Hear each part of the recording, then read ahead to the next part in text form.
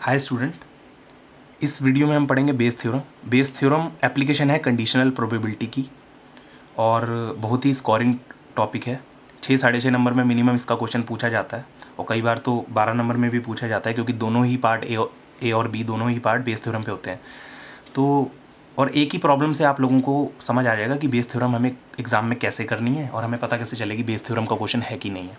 Dependent events की बहुत बात होगी इसमें, तो आप लोग सारी वीडियोस पीछे वाली देख के आना है। इंडिपेंडेंट इवेंट्स क्या हैं, डिपेंडेंट इवेंट्स क्या हैं, कंडीशनल प्रोबेबिलिटी क्या है, कोई भी वीडियो आप छोड़ना मत, सारी वीडियोस देख के आना, तभी आप लोगों को ये समझ आएगा। और बहुत ही ईजी है, एक एक दो प्रॉब्लम्स करके ही आप लोग कॉन्सेप्ट समझ सकते हो सारे।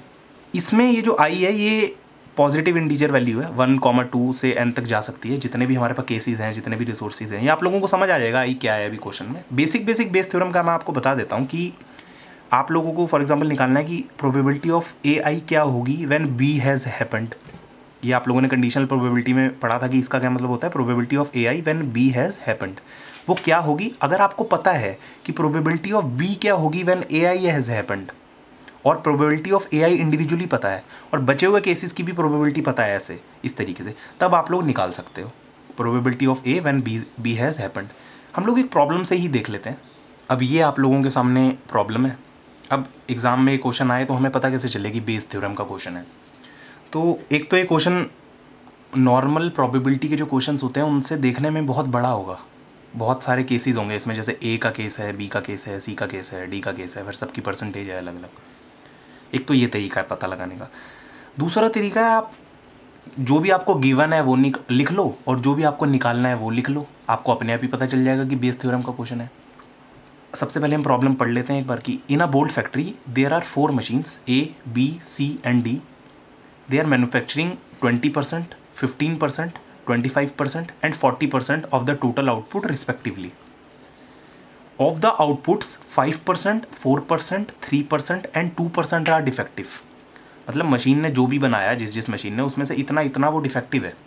अ bolt is chosen at random and is found to be defective. What is the probability that bolt was from machine A और from machine D? हमने कुछ भी नहीं किया, हमने क्वेश्चन में जो जो गिवन था उसको दोबारा लिख लिया। प्रोबेबिलिटी ऑफ ए क्या थी, 0.2, कि ए बोल्ट प्रोड्यूस कर रहा है टोटल आउटपुट के।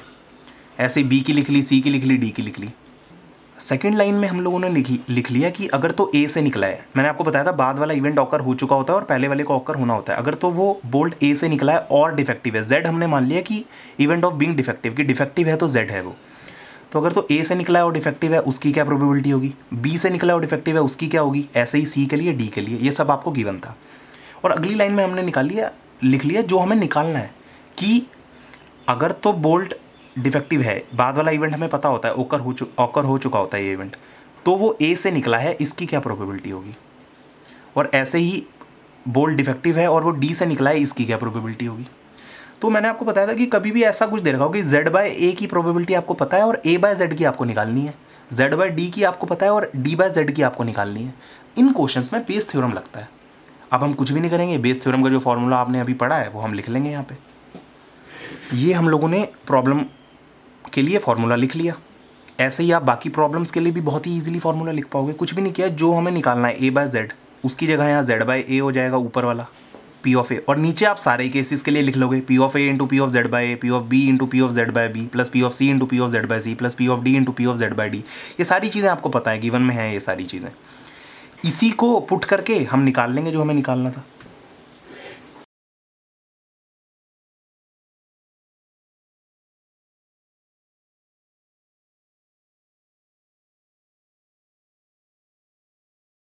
ये आप लोगों का आ गया probability of A by Z, मतलब कि बोल्ट डिफेक्टिव है और ए से निकला है, इसकी क्या प्रोबेबिलिटी होगी। ये आपको जो निकालना था एक आ गया है।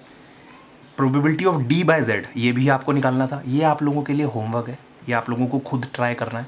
इसका आंसर मैं आप लोगों को बता देता हूँ, ये इस प्रॉब्लम का आंसर आएगा। अगर आप लोगों से आंसर ना निकले, आप कमेंट सेक्शन में अपना डाउट्स पूछ सकते हैं। सारे प्रॉब्लम्स, 3-4 प्रॉब्लम्स जितने भी हैं आपकी बुक में, आप लोग बेस थ्योरम के ट्राई कर लेना। अगर कोई डाउट हो आप लोग पूछ सकते हो। काफ़ी स्कोरिंग टॉपिक है। Thank you.